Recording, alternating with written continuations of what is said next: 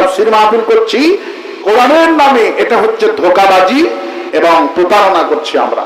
রাত জেগে তাফসীর শোনার কথা আল্লাহ পাক বলেননি, কোন নবী এশারের নামাজের পর তাফসীর করেননি। যদি কেউ দেখাতে পারেন 1 লক্ষ টাকা এখানে পুরস্কৃত করবো তাকে। 1 লক্ষ টাকা। একটা হাদিস নেই, একটা হাদিস নেই। আল্লাহ বলছেন রাতকে বানিয়েছি ঘুমানোর জন্য।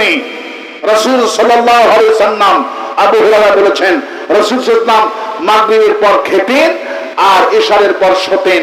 রাসূল কোন প্রশ্নের উত্তর ইশারের নামাজের পর দিতেন না। ওয়াজ করা দূরের কথা, একটা প্রশ্নের জবাব রাসূল দিতেন না। আর আমরা রাতে তাফসীর করছি, 1টা বাজছে, 2টা বাজছে, কোন রাত নোয়াখালী, তারপর আপনার ভন্ড এলাকায় চিটাগাং, তারপরে আপনার গেলাম ময়মনসিংহ মুক্তাগাছা, আপনার সেই জামালপুরে গেলাম। ফজর পর্যন্ত মাহফিল চলে, 3টা পর্যন্ত মাহফিল চলে। গভীর রাতে তাফসীর মাহফিলে কোনো বরকত হয় না। এই জন্যই লোকেরা আমাকে বলে হুজুর এত তাফসীর মাহফিল হয়, বরকত হয় না কেন? বরকত কেন হবে? আমরা তো অবরকতি কাজ করতেছি।